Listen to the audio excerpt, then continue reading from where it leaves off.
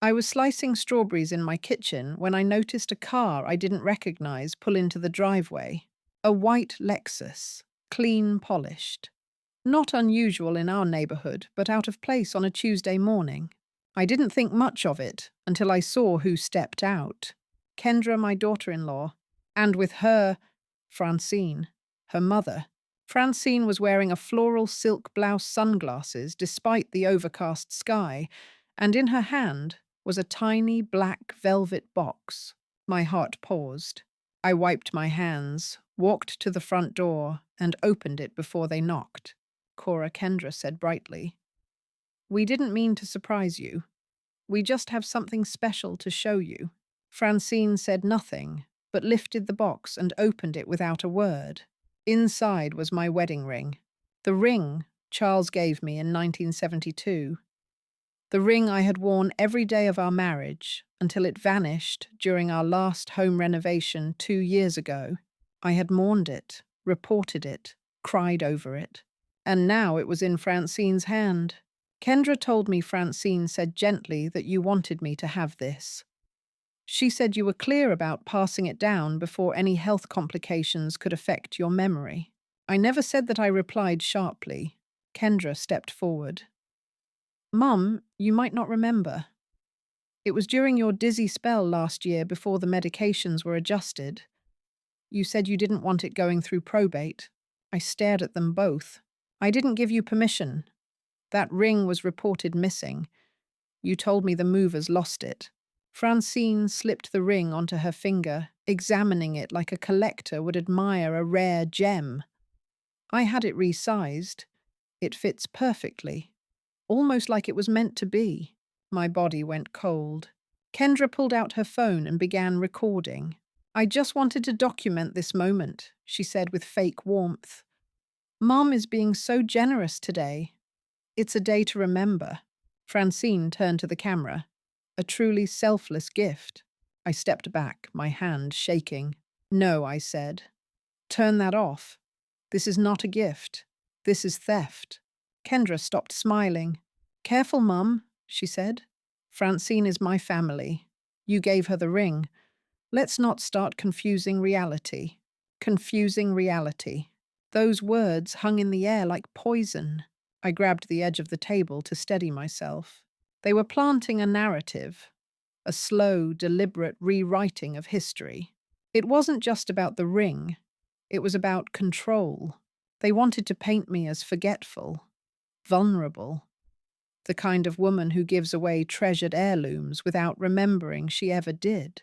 But I remembered. I remembered everything.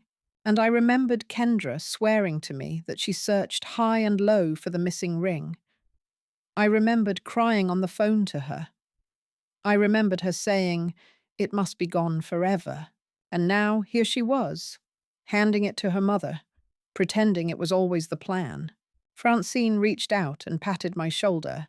"You've done the right thing, Cora. It's better to make these decisions while you're still lucid." The word hit me like a slap. Lucid? That was the angle.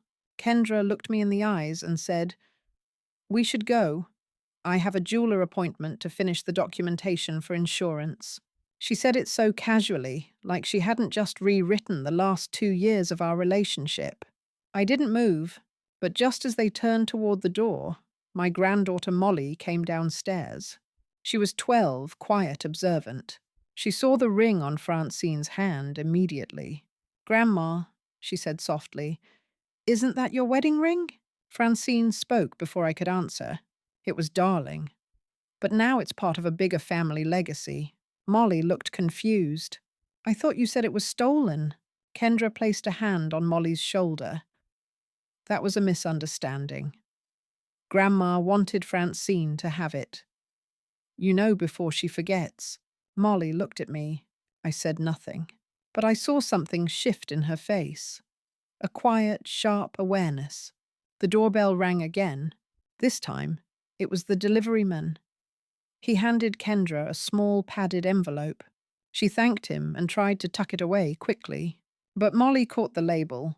She read aloud, "Certificate of resale, vintage diamond ring, resized, order, 6241A." Kendra snatched it from her. It's just paperwork. Molly looked at me. Then she said nothing. She just turned and walked back upstairs, holding her tablet tightly. That night, I found her sitting at the kitchen counter searching something online. I asked her what she was doing. She looked at me and said, "Grandma, I think I can find the receipt." I didn't ask which one. I already knew. Because in this family, truth wasn't lost. It was buried. But not for long. And if they thought I was going to quietly disappear, they had forgotten who they were dealing with. If you've ever had something precious stolen not just from your hand, but from your memory, then you know how this feels. Keep watching until the end. You won't believe what happens when Molly brings the truth to light. And let me know in the comments, what city are you watching from? Before any of this, before the lies, the manipulation, the velvet ring box, I once believed Kendra was the best thing to ever happen to my son. She came into our lives with a quiet confidence. Not flashy, not loud. She was reserved in a way that suggested humility, elegance, and respect. The first time I met her, she brought homemade lemon shortbread cookies. Not from a store, not in a gift bag. Fresh, still warm. That mattered to me. We had tea on the back patio that afternoon. She sat across from me with her legs tucked politely to the side hands folded in her lap. "I'm nervous to meet you," she said, looking me in the eye. Why, I asked, smiling. "You're already doing everything right." She laughed. It was soft and full of sincerity. Also, I believed. She told me about her childhood, modest upbringing, one brother, single mother, worked 2 jobs. Kendra said she respected strong women and didn't want to be dependent on anyone. I liked that. And when she said she loved my son, she didn't just say it. She described it. David sees people, she said, not what they do, not what they own, who they are. I feel safe with him. That was the moment I accepted her, not out of obligation, but out of trust. I opened my heart to her. When they got engaged, she didn't demand a lavish event. In fact, she wanted something small. I offered to help plan, and she said, "Only if you want to. I'd love to do it together." So we spent weekends flipping through fabric swatches and centerpiece options. She let me pick the flowers. She even wore my late mother's brooch on her wedding dress. That morning, as I helped her pin it into place, she looked in the mirror and said, "You've made me feel like family from the beginning. I want to make you proud." And I believed her. At the reception, she danced with me, just me, for a full song. "You've been like a second mother," she whispered in my ear. That night, I told David, "You chose well." Over the years, we had what I thought were real moments of closeness. When she was first pregnant with Molly, she called me late one evening. "I'm scared," she said. "I've never done this. I don't know how to be a mother." "You already are one," I told her. "The moment you started worrying, you became one." She cried. She thanked me. And when Molly was born, I was the second person to hold her. Not Francine. Me. On holidays, Kendra always made sure there was a seat for me, centered honored. She let me host Thanksgiving 3 years in a row. She gave me a framed photo of Molly with the inscription, "Thank you for the love that raised the man I married." For my birthday that same year, she bought me a necklace. Nothing flashy. A silver locket with a picture of Charles and me inside. She said, "I know no one can replace what you had with him, but I hope you know you're never alone." I wore that necklace nearly every day for the next year. When she and David hit financial trouble after the company downsizing, I was the one who helped cover their mortgage. I didn't make a big deal about it. I simply transferred the money and told them it was a no-strings gift. Kendra hugged me and said, "I'll never forget this." And I truly believed she wouldn't. I told her secrets, things I never told even my own sisters. I told her about the fight Charles and I had before his cancer diagnosis. I told her how terrified I was to live alone again. I told her that the wedding ring was the only object I owned that made me feel married, even after he was gone. She knew all of that. She knew it meant more than gold and diamonds. And that's why what happened later hurt the way it did. Because the betrayal didn't come from a stranger. It came from someone I once chose as family. Someone I once trusted with my son, my granddaughter, and the most sacred story I owned, my marriage. So when I saw her standing in my foyer, slipping that ring onto her mother's finger, I wasn't just watching a theft. I was watching the collapse of something I had spent decades believing in. If you've ever trusted someone who later turned your generosity into ammunition, you understand this ache. But the truth has a strange way of resurfacing, even when it's buried beneath layers of politeness, manipulation, and carefully rehearsed smiles. And in my case, the truth had a name. Molly. It started slowly. So slowly, in fact, that I didn't realize it was starting at all. A change in tone here, a tightened smile there. The kind of shift that, if you questioned it too soon, would make you look paranoid. At first I thought it was just exhaustion. Kendra had gone back to work, part-time. Molly had started 4th grade. David was in and out of business meetings. The usual stressors. So when Kendra forgot our weekly brunch 2 weeks in a row, I brushed it off. But then came the awkward dinner. I had invited them over, just the 3 of them, for roast chicken and sweet potato casserole, David's childhood favorite. They arrived an hour late. Kendra barely touched her plate. She scrolled through her phone under the table. I asked if everything was all right. She smiled, but didn't answer me. Instead, she looked at David and said, "I think we should shorten these visits. It's too much driving back and forth." David didn't respond. He kept cutting his meat. I laughed nervously. We live 25 minutes away. Hardly a cross-country trip. She replied, "It's not the distance, it's the energy." I didn't know what that meant, but I felt it. Over time, the little things began to stack. One morning, I dropped off Molly's birthday gift, an antique storybook collection I'd been restoring myself. Kendra took the wrapped box from my hands and said, "She's not really into books anymore. She's more of a screen child now." She didn't even invite me inside. That night, I called David to ask if I had upset her somehow. He said, "She's just overwhelmed. Don't read into it." I wanted to believe him, but then I noticed something else. I was no longer being tagged in family photos online. Kendra posted images from holidays, birthday parties, even casual dinners. And in every one, I was either cropped out or never present. At Thanksgiving, I brought my usual pecan pie. Kendra took it, set it aside, and loudly announced to everyone, "We're going gluten-free this year. Just FYI." She didn't look at me when she said it. David started showing up alone more often. Quick visits, no dinner, no staying long, always in a rush.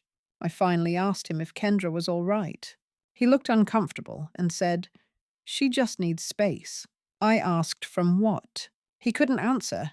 That was when I began to notice the second refrigerator in the garage. I had never seen it before, but one day, when Molly and I were walking to the car, she opened it to grab a drink. Inside were meal kits, pre-prepared containers, and strangely bottles of wine with Francine's name written on them in marker. I asked why Francine had food at their house. Molly said she's here a lot more now. Mom says she helps more than you do. I wanted to believe it was just stress, a rough patch, a shifting dynamic. But then came the bank error. I received a notice that the automatic payment I usually sent David for Molly's school activities had been rejected due to a closed account. I called him. He didn't answer. I called Kendra. She did. She said we decided to close that account. We'll manage things directly now. I said that was our shared fund for Molly's enrichment. She replied, "And now we're simplifying. It's better this way." Click. No goodbye. Just gone. It was after that call that I began to keep a notebook. I wrote down every comment, every decision I was excluded from. Like the time they remodeled the guest bedroom I used to stay in. They turned it into a yoga studio, Francine's yoga studio. I hadn't even been told. Or the time I learned Molly had her violin recital rescheduled and no one told me. I found out because the neighbour's son attended, and he asked why I wasn't there. I began to suspect something deeper was shifting, not just a preference, a strategy. Kendra had started managing me the way one manages a public relations liability, calmly, with rehearsed warmth, and without access to the real rooms where decisions happened. She still called me Mom when other people were around. She still smiled when I dropped off cookies. But when I called to check in, the calls went to voicemail. When I offered to babysit, she said Molly was too busy. And when David stopped by one evening without her, I finally asked, "Is everything okay?" He hesitated, then said, "She's trying really hard, Mom. She's juggling a lot." I asked, "Am I the burden?" He looked away. I didn't say that, but he didn't deny it either. The final crack, the one I couldn't ignore, came during our family game night. It used to be a tradition, Scrabble, cocoa, popcorn. But that night, Francine was there, sitting in my usual spot. When I entered the room, no one looked surprised. Kendra said, "Oh, I forgot to tell you Francine's joining us. I thought you'd be fine with that." No, Kendra, I wasn't fine with that. But I smiled, because I still believed I could fix it. That if I just kept being kind, being present, being helpful, it would return to what it was. I hadn't yet realized that the shift wasn't accidental. It was deliberate. If you've ever ignored your instincts because love made you hopeful, you'll understand why I stayed quiet. But silence has a cost, and Kendra was already starting to collect the interest. It was little things at first, but little things, when added up, become heavy. Like the birthday brunch they forgot. Every year since Charles passed, we had brunch on my birthday. David made the eggs, Molly picked flowers, Kendra brought mimosas and a card. It wasn't extravagant, but it was mine. The one tradition I could count on. This year they didn't come. I waited, all morning. At noon I called. Kendra answered. "Oh, didn't David tell you we had an emergency?" Francine fainted during her Pilates class. "We're with her now. I'm sorry to hear that," I said. "Is she all right?" "She's fine now. It was probably just hydration. But we decided to keep it quiet today." I said nothing. Not even a text. Not even from Molly. That evening I saw a photo on social media. Francine at brunch, with David and Kendra at their favorite rooftop restaurant, holding a mimosa, smiling. The caption read, "Just the family we needed today." I wasn't tagged. I wasn't even acknowledged. And yet I wasn't surprised. Then came the money questions. They started asking about my will. It was subtle at first. One afternoon, Kendra dropped off some groceries. I hadn't asked for organic produce, expensive teas, gluten-free everything. She said, "We just want to make sure you're healthy and around for a long time." I thanked her. She lingered in the kitchen. "Have you ever considered setting up a trust for Molly?" she asked. "I've thought about it," I said carefully. She smiled. "You know, most people wait too long. It's best to prepare while you're still clear." Clear. There it was again. Another nudge in the direction of decline. Not for my benefit, but for hers. She didn't care if I was healthy. She cared if I was still in control. I tried to push it from my mind, until I found out my bank account had been accessed. It was Molly who told me accidentally. She had been using my iPad and saw a notification from the bank. "Why did you give Mommy access to your retirement account?" she asked. I didn't. But when I logged in, I saw her name listed as a joint account holder. I went to the bank. The clerk said the paperwork had been signed digitally. By whom? By you. It wasn't my signature. It was forged. I confronted David. He looked horrified, but not surprised. "I'll talk to her," he said. I never heard anything else about it again. The next injustice came quietly. I arrived at their house one afternoon with homemade soup. Molly had told me she had a cold, and I wanted to bring comfort. Kendra opened the door halfway. Now's not a good time. I just wanted to give this to Molly. She's napping. I can leave it in the kitchen. Kendra hesitated, then opened the door, but only part way. I stepped in and froze. My framed wedding photo, which had always sat on the corner table near the staircase, was gone, replaced by a new photo of Francine, flanked by David and Kendra at some gala event. I asked, "Where's the photo that was here?" Kendra said, "Oh, that one felt a little outdated." I stared at her. She smiled as if she'd just commented on wallpaper. At Molly's school play, I was told my seat had been moved. I was placed in the very back row. Francine sat in the front, next to Kendra and David. I asked why. The teacher said, "We were told you preferred to sit further away due to light sensitivity." I said I never said that. She looked confused. They were quite specific. Said you'd made a scene last time. I hadn't. But the narrative had already shifted without me. I tried to talk to Molly, but even she was guarded. "Mom says you get confused sometimes," she said one afternoon. "Do I seem confused to you?" "No," she said. "But Mom says sometimes people don't notice when they're starting to forget things." That night I cried, not because they were hurting me, but because they were shaping Molly's memory of me quietly, consistently, and with cruel strategy. When tax season came, my accountant called. He asked why I had withdrawn $12,000 for consulting fees. I didn't. He sent me the signed form. It was submitted online through my email. I checked my sent messages. There it was submitted from my account with my name. I hadn't written it. I went to David again. He looked exhausted. "Mom, maybe you're not keeping track of everything. It happens. You've been under a lot of stress." "You think I'm lying?" "I think you're scared." "No," I said. "I'm being erased." I wasn't invited to Molly's piano exam, or her art show, or the family reunion Kendra organized with her side of the family. I found out from photos, from strangers, and when I confronted her just once at the grocery store, she said, "We thought it would be easier for you not to travel." I live 12 minutes away. I began to write everything down in a real notebook, not digital, not searchable, just mine. I listed every instance, every omission, every quiet theft. I no longer asked for explanations. I started collecting facts because something deeper was happening, and I didn't know yet what the end game was. But I knew this: I was being moved off the board one square at a time. And when I disappeared completely, no one was supposed to notice. Except Molly. She noticed everything, and she was watching closely. It was a Thursday afternoon when I first saw the envelope.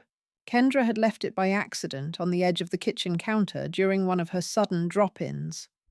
She claimed she was checking on me. In truth, she was scanning the house like an inspector. She'd ask odd questions. "Do you still remember where the gas shutoff is? Are you using the stove unsupervised? Do you need help organizing your prescriptions?" But that envelope was different. It had no label, no return address, just a fold so precise it looked like it had come from a legal office. She noticed me eyeing it and quickly swept it into her purse. "Just junk mail," she said too fast. "Nothing worth opening." Then she left. The next day, Molly came over under the guise of returning a book. She looked nervous. We sat at the dining table. She fidgeted with her bracelet. Then she asked Grandma, "Have you ever heard of the Elder Transfer Protection Act?" I stared. "Yes. Why?" She pulled out her tablet and showed me an article. The headline read, "Local woman discovers daughter-in-law secretly filed for financial power of attorney behind her back." My stomach turned. Molly said, "I think Mum is doing something like this. I think she's been meeting with someone, a lawyer, without telling you." I asked, "Why would she?" Molly whispered. "She told someone on the phone that you were slipping." "Who?" She didn't say, but I heard her. She said, "The sooner we formalize her incapacity, the smoother the transfer." That night I couldn't sleep.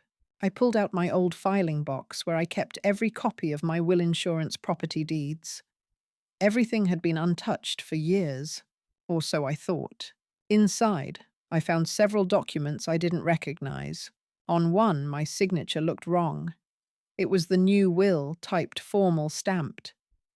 But the language had changed. Where before, everything went to David and Molly in equal trust. Now it said, all assets shall be transferred to the care of Kendra Halstead to be distributed at her discretion based on perceived family need. No mention of Molly's trust, no mention of me. Just control granted to Kendra. I had never signed this, but the notary stamp said otherwise. I called the bank the next morning. I asked to speak to the branch manager. After several hold tones, a woman named Grace came on the line. Mrs. Halstead, she said, is this about the asset restructuring? What restructuring? There was a pause. The transfer of primary control to your daughter-in-law. It's in effect. We have digital and video confirmation of your consent. I never consented. Another pause. Then Grace said, there was a recorded session via video. Would you like to review it? The next day, I was in her office. She pulled up the recording. The date said it took place 4 weeks earlier. The video showed me sitting in my living room. Kendra was beside me, holding a tablet up to my face. She was coaching me. Just say yes, Mum. It's that paperwork we talked about. It's for emergency access in case of your full risk. I looked dazed in the video. I had no recollection of it. In the video, I nodded. I said yes, but I didn't understand what I was agreeing to, and now it was being used as legal proof. Grace looked at me uneasy. We didn't know it was coerced. You looked cooperative. Because I trusted her. I returned home shaking. That night, Molly came over again. This time she had more than a suspicion. She had a receipt. She had gone into her mother's closet, looking for her lost sketch pad. Instead, she found a file tucked behind shoeboxes labeled donation records. Inside was a folded receipt from a local estate jeweler. It was dated 2 months ago. The item, antique diamond ring, 1972 engraving resized. Buyer Francine Monroe. Payment method Kendra Halstead. Molly looked up at me. She bought it. She gave it to her mom and made you think you lost it. I took the paper in my hands and read it again. This wasn't just a betrayal. This was a strategy. That's when I called Eleanor. She was my friend, and more importantly, my late husband's estate lawyer. I told her everything. She said, come to the office. Now. Bring the documents. I didn't know it then, but that would be the start of a reversal I never thought possible. Because Eleanor had connections, and Eleanor believed me. And unlike everyone else, she hadn't been blinded by Kendra's smiles. 3 days later, Eleanor handed me a new folder. This, she said, is what we'll use. Inside was a formal revocation, a report on power of attorney abuse, a motion to freeze unauthorized transfers, and a court date. We weren't going to plead. We were going to expose. But we needed one more piece of evidence, video proof. And as it turned out, Molly had already been working on that too. They all think I married into privilege. They think I schemed my way into a good life and then started cutting people out. But what no one ever asked was why I did what I did, why I didn't feel safe around Cora, why I stopped inviting her into our home, why I started making decisions before she could interfere again. Because no one saw what happened behind the smiles. No one heard what she said when it was just the two of us. No one lived in my skin. I remember the first time I met her. She looked me up and down before she said hello. No hug, just a statement. So you're the one. She smiled, but it didn't reach her eyes. She asked me what my parents did. When I told her my mum worked 2 jobs, she said, a scrambler. That explains the attitude. I didn't know what that meant. Later, David told me she used that word for people who worked from instability. That was my origin story to her. A girl from chaos. Not someone fit to marry her only son. Even after I tried, Even after I brought her gifts, baked her recipes, let her decorate parts of our wedding. She still made her little comments. At the bridal shower, when Francine complimented my dress, Cora said, "I suppose it's lovely for someone with narrow hips." At Christmas, when I gave her a custom cookbook, she said, "Is this to teach me how to cook at my age? Or because you think you can?" She'd smile when she said it, like it was a joke, but it never felt like one. After Molly was born, it got worse. She'd show up unannounced, rearrange my kitchen, reorganize the pantry, toss out the formula I chose and replace it with the one she preferred. I didn't want to cause waves, so I let it happen. For months. Until the afternoon, I found her reading my journal. I'd left it in the guest bedroom. She was staying for the weekend. When I asked her what she was doing, she said, "Making sure my son married someone stable."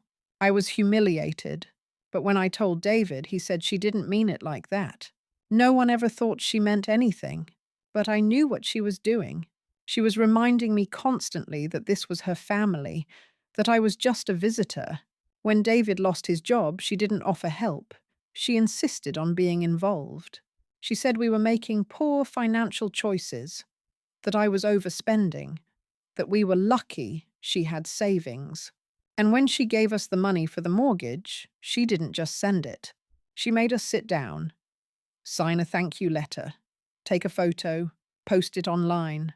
She wanted everyone to see what a savior she was. And when I told her that made me uncomfortable, she said, "Then maybe next time you won't need to borrow." She made me feel small, over and over again, and I started to feel something I wasn't proud of: resentment. Not just at her, but at how David refused to see it. He always said she's just trying to help, but when someone helps to control, it stops being help. Then she told Molly that I didn't know how to raise children. Molly came home one day and said, "Grandma says I should eat better because you never learned how." That was it. That was the moment something inside me snapped. I started to plan, not revenge, protection. I began researching how to protect our finances from undue influence, how to secure inheritance from interference, how to set up accounts and trusts that would prevent her from controlling Molly's future. Then I found out about the ring, that stupid, beloved, overglorified ring. She cried when she lost it. She accused the movers, made us file insurance claims, cancel the checks. Months later, I found it in a sewing box inside her closet. A box she claimed she hadn't touched in years. I could have told her, but I didn't, because I realized that ring was her anchor, and if she was allowed to keep it, she'd always claim authority over our marriage, our home, our daughter. So I made a decision. I had it resized, cleaned, restored, and I gave it to someone who always made me feel welcome: my mother. Francine never judged me, never talked down to me, never treated me like a guest in my own house. She deserved it more than Cora ever did. When Cora found out, yes, I lied. I said she gave it to me, because I knew she wouldn't remember otherwise. Not the details. She never remembered the hurtful things she said, the oversteps, the decisions she made for me without asking. So I made sure that this time the decision was mine. Do I regret it? Some of it, yes. But do I believe I was wrong? No. Because if you've ever been treated like an outsider in your own family, you'll understand this. Sometimes survival requires rewriting the script, especially when no one else will admit what's been written. The morning after Eleanor filed the initial legal motions, she called me at 6:12 a.m. Her voice was calm but direct. "I need you to be ready, Cora. What we're about to do could trigger a response from Kendra you weren't prepared for." "I'm already living in the aftermath," I said. "No," she said. "You've been living in the setup. The aftermath begins now." She connected me with someone named Leonard Frost, former forensic auditor turned private investigator. Leonard didn't ask questions. He asked for login statements and permission to retrieve metadata. By that evening, he'd already found 3 suspicious wire transfers from my checking account made using an IP address that traced back to Kendra's office. Each one under $10,000? Deliberate, Leonard said. She kept them below the red flag threshold. He also found something else. Your house title, he said.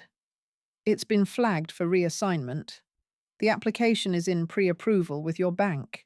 What? Someone filed a change of ownership request, digitally claiming you were consolidating family assets.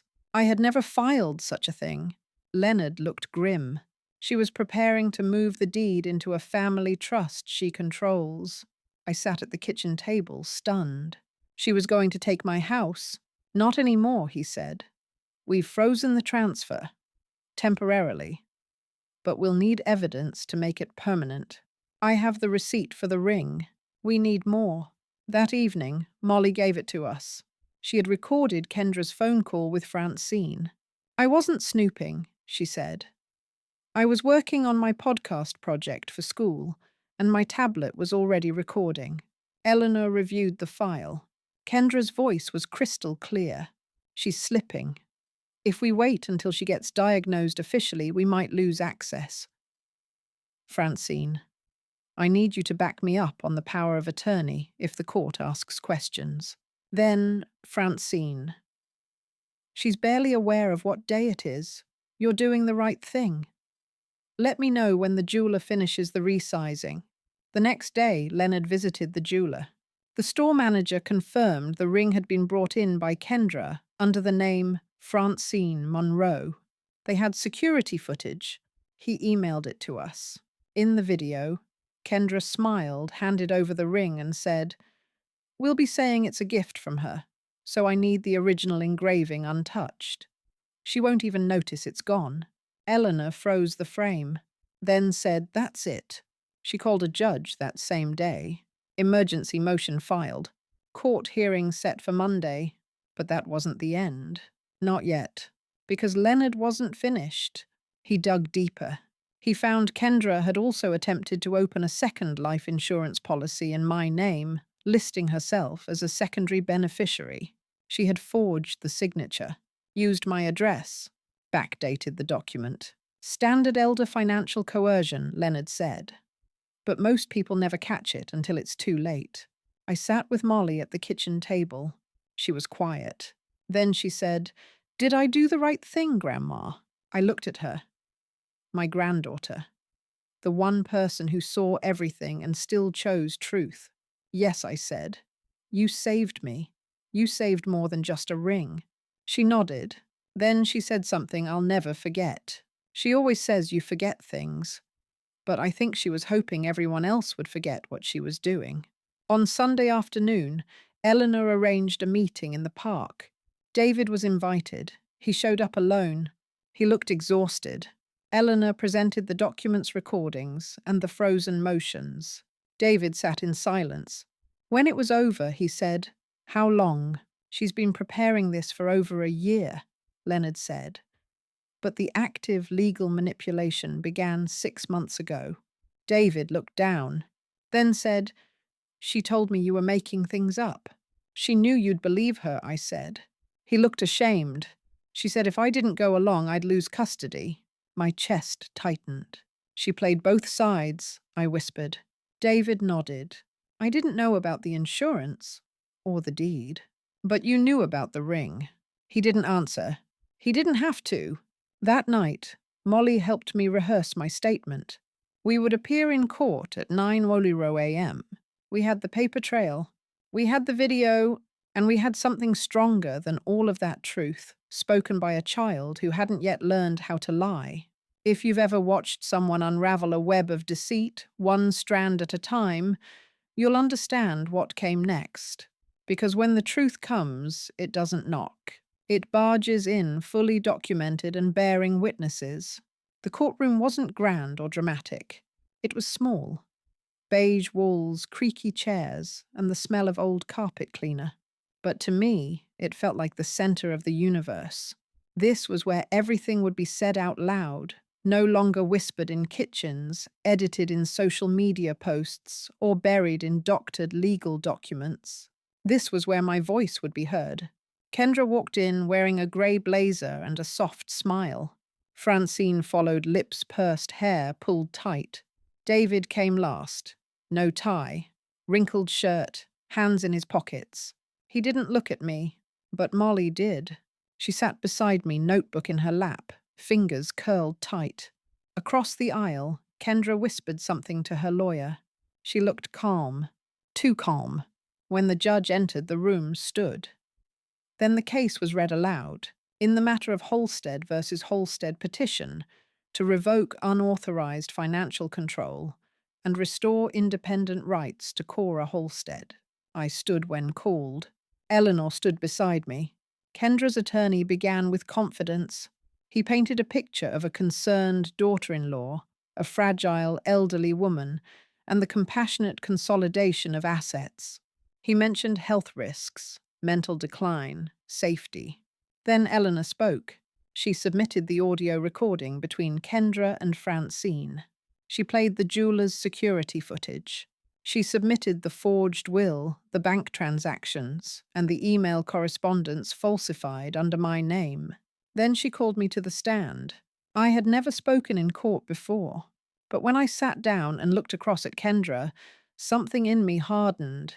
I trusted her, I said. I welcomed her. I opened my heart, my home, and my accounts to someone I believed was family. She said I was slipping, but the only thing I was losing was everything she was quietly stealing. Gasps whispered through the gallery. Eleanor then called the jeweler as a witness. He confirmed the resizing request, Kendra's false claims, and the instructions to preserve the original engraving for sentimental manipulation. Then came Leonard, who explained the backdoor bank logins, the deed reassignment attempts, and the insurance policy creation with false documentation. But nothing stunned the room like the moment Molly took the stand. She was nervous but clear. I heard my mom tell Francine that Grandma wouldn't remember what she signed. She looked at the judge, voice shaking. But Grandma remembers everything, even the things that hurt. There was silence. No one could speak. Not even Kendra. Eleanor rested the case. The judge called a brief recess. Kendra asked to speak with David privately. They stepped outside. When they returned, David stood and asked to be heard. I didn't know everything he said, but I knew enough. He looked at me. I'm sorry, Mom. Then he looked at Molly. I'm proud of you. Kendra sat frozen. Francine shifted in her seat, suddenly looking small. The judge returned. He spoke clearly, firmly. Based on the evidence presented, I am revoking all powers of attorney held by Kendra Holstead over the estate or medical rights of Cora Holstead. He turned to me. You are by law and in full capacity in control of your finances, your property, and your legacy. He then turned to Kendra. You are hereby referred for investigation under elder abuse statutes in this jurisdiction. Should charges be filed, you will be notified. He banged the gavel, and just like that, what they tried to steal in whispers was undone in public. Outside the courtroom, reporters waited. Someone had tipped them off. Eleanor advised me not to speak, but I did. I said I don't need vengeance.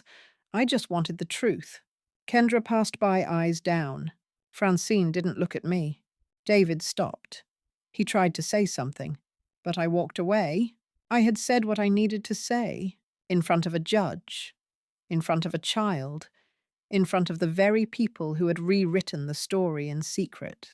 And now I had reclaimed my voice. 3 weeks after the court ruling, a letter arrived at my door. It was from the district attorney's Elder Abuse Task Force. It informed me that a formal investigation had been launched into the unauthorized financial manipulation and identity falsification surrounding my account's property records and will. I folded the letter slowly, placed it in a folder beside the evidence Molly and I had collected, and exhaled. This wasn't over. It was just beginning. Eleanor met me for tea that evening. She brought a large manila envelope. This, she said, sliding it across the table, is the trust we just finalized. I opened it. Inside were documents transferring all of my remaining estate, my home savings insurance, and family heirlooms into a legal trust with Molly named as the primary beneficiary. Control of the trust would remain mine while I was alive, but no one, not even David, could alter or access its contents. This is bulletproof, Eleanor said. California law protects trusts like this under multiple clauses, especially when they're created following a proven abuse case. She smiled. This ensures your legacy goes where you always intended. I felt a wave of relief I hadn't felt in years. 2 days later, I received a call from Leonard. Thought you should know, he said. We traced several past transactions from your accounts before the current issues. What kind of transactions? Payments to an unnamed legal assistant working under Francine's tax attorney. It appears this wasn't Kendra's plan alone. I sat down. She had help. She had a framework, a quiet one, built around paperwork and plausible deniability. She learned how to slip things under the radar. Is it criminal? It will be now. The DA's office issued a subpoena for Kendra's digital devices. According to Eleanor, that rarely happens unless they're ready to escalate. And they were. Soon charges were filed under California Penal Code 368D, theft from an elder by a caretaker or family member. Probate Code 850, unauthorized property transfer. Insurance Code 1871.4, fraudulent claim or application. It wasn't just restitution they wanted. They wanted to make an example. Francine tried to distance herself. She submitted a sworn affidavit, claiming she was unaware of the full extent of her daughter's actions. But when Leonard retrieved phone logs between her and the jeweler confirming she had approved the rings resizing under false pretenses, she was added to the complaint as a complicit party. She later accepted a plea deal agreeing to pay financial penalties and never serve as a fiduciary on behalf of any elder for the rest of her life. Her social standing, once pristine, evaporated. The community circles where she once hosted brunches now avoided her entirely. She sold her Lexus within the month. As for Kendra, she was offered a deal no prison time in exchange for full restitution, a public apology, and court-mandated community service under elder advocacy supervision. She refused. She believed up until the hearing that David would intervene. He didn't. Not after what Molly said on the stand. Not after the photos surfaced of Kendra dining with the notary who signed the forged will. Not after the insurance company provided evidence of her submitting a fabricated physician's statement declaring me mentally unfit. The judge issued a formal restraining order and froze all access Kendra had to family assets past, present, and future. Eleanor organized a small press statement outside the courthouse after sentencing. Nothing dramatic, just a few outlets. But the story was picked up nationally. A headline ran 2 days later. Grandmother fights back, wedding ring. Theft. Leads to financial crime exposure in family court drama. They asked me for comment. I gave only one sentence. If you ever feel yourself being erased, document everything and speak before they finish the story without you. Weeks later, Eleanor and I sat in the sunroom. She handed me a small gift box. Inside was a replica ring. Not exact, but close. She said, "This one's for you to wear until Molly is old enough to understand what the real one meant." I slipped it on, and for the first time in a long time, it felt like something was back in its place. The house was quiet again. No more unannounced visits. No more monitoring glances from across the dinner table. No more false concern wrapped in legal paperwork.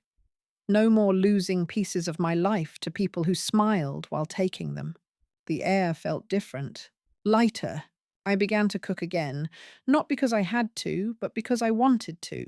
My books were back in their rightful place. So was my framed wedding photo, the original one. The one with Charles smiling like he always knew we'd make it through. The ring, my real ring, was now in a safe deposit box, along with copies of the legal filings and the original forged documents, all sealed, all archived. One day, when Molly is old enough, I'll show them to her, not to burden her with the past, but to remind her that standing up for the truth, even quietly, even alone, changes everything. David visits me once a week now. We don't talk much about the trial. He brings groceries, mows the lawn, sometimes just sits and listens. He's rebuilding. I'm not angry anymore, because grief and betrayal, when you name them, start to shrink. I grieved the illusion I had once called a family, and now I'm building something new with what was real all along. Molly and I planted a lemon tree in the backyard. She said she wanted to grow something that lasts longer than arguments. It's already sprouting. She's doing well in school again. She's starting a student podcast about journalism and truth-telling.